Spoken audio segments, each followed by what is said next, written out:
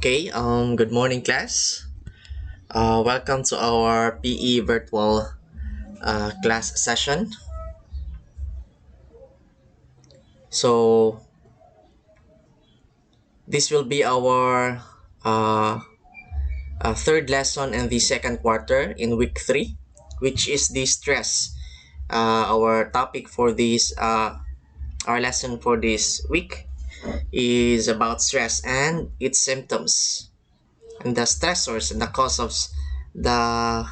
of stress. Okay, so first, our objective is to discuss stress and identifies the symptoms of stress. Okay, first we have here some terms for you to define and for you to familiarize. First is stress. Stress is a feeling of emotional or physical tension. It can come from any event or thought that makes you feel frustrated, angry, or nervous. Then symptoms. Symptoms is a physical or mental feature which is regarded as indicating a condition of disease, particularly such a feature that is apparent to the patient. Okay, for our key concepts for the lesson proper, so stress and your health, stress and health. So we really know or we already know that stress can affect our health.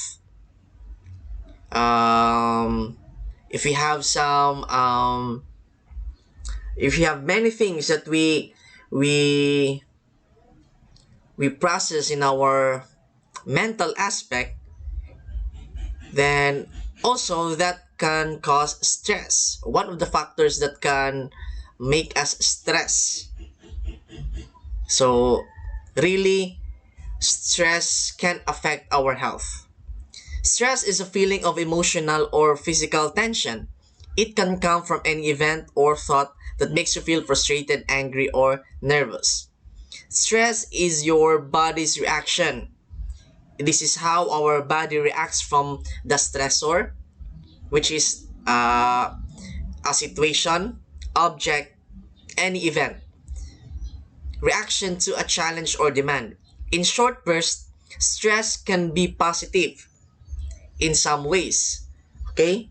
Such as when it helps you avoid danger or meet a deadline. That is why you work hard, you want to pass or you want to submit all your reports before the deadline because you have an objective, you have a goal that you have to really meet the deadline.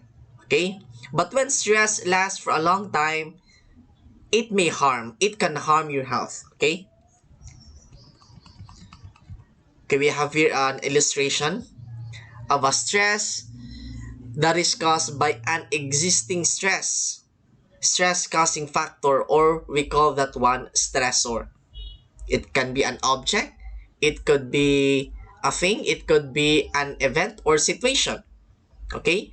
Anxiety is stress that continues after the stressor is gone.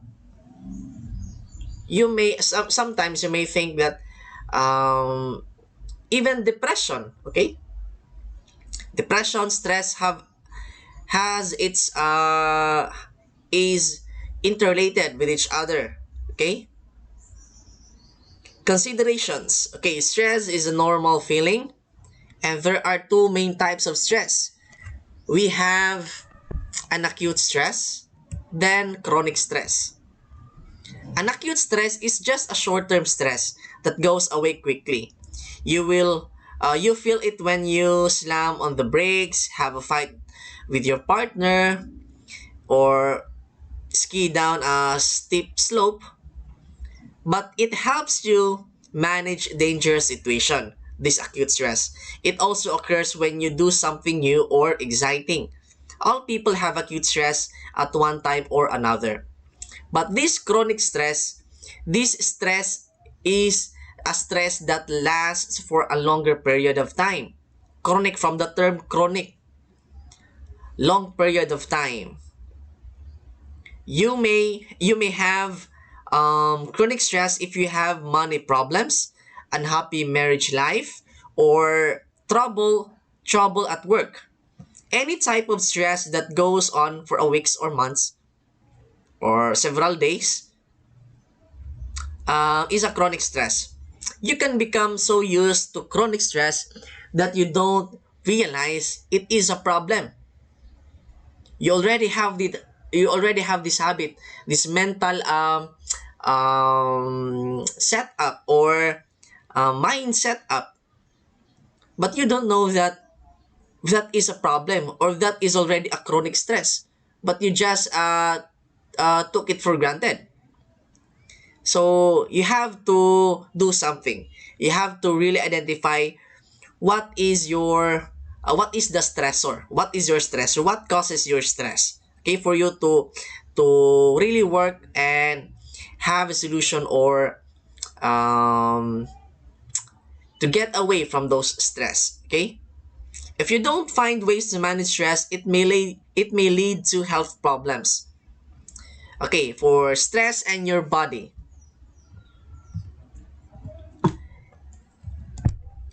your body reacts to stress by releasing hormones. These hormones make your brain more alert, cause your muscles to tense, and increase your pulse. In the short term, these reactions are good because they can help you handle the situation causing stress. This is your body's way of protecting itself. Because you are stressed, you have to do something. If you are stressed, you work hard because you want to meet the deadline. Okay, signs and symptoms. Signs and symptoms of stress overload. From the word overload, you are overloaded with stress, okay? The most dangerous thing about stress is how easily it can creep up on you. You get used to it. It starts to feel familiar, even normal. You don't notice how much it's affecting you, even as it takes a heavy toll. That's why it's important to be aware of the common warning signs and symptoms of stress overload. Okay, we have here cognitive symptoms. So you have to uh, take it seriously. Okay, you have to identify these symptoms: cognitive, emotional, physical, and other symptoms. For cognitive, memory problems. Okay, if you have memory problems, that may be a symptom that you have is stress overload, or you are overloaded with stress. Inability to concentrate, poor judgment, seeing only the negative, you keep on thinking negative thoughts, then anxious or racing thoughts, constant worrying, okay. Then emotional symptoms, depression, as what I have said earlier, interrelated. The depression has to do something with um, the stress. Depression or general unhappiness, anxiety or agitation, moodiness, irritability or anger, feeling overwhelmed, loneliness and isolation, other mental or emotional health problems. Then for the physical symptoms, aches and pains, body pains, diarrhea or constipation, nausea, dizziness, then chest pain, rapid heart rate, loss of sex drive, frequent colds or flu.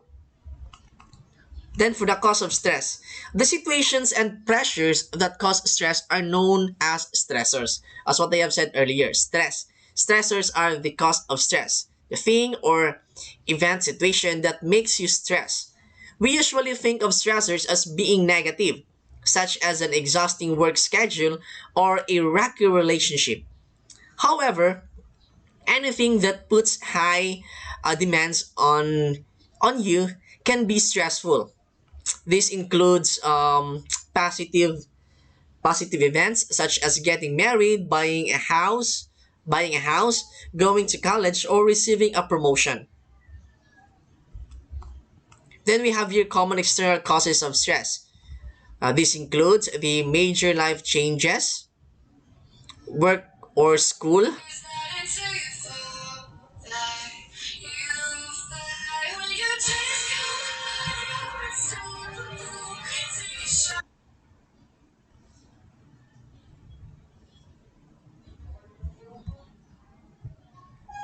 Okay, so let us continue. Sorry for that.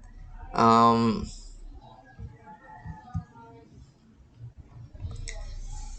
so for common internal causes of stress, we have here pessimism, then inability to accept uncertainty, then rigid thinking, lack of flexibility, negative self-talk, unrealistic expectation or perfectionism, then all or nothing attitude. So that's all. And kindly prepare now. Prepare your ball pen and paper. We will have now the activity, and you will answer also the weekly assessment.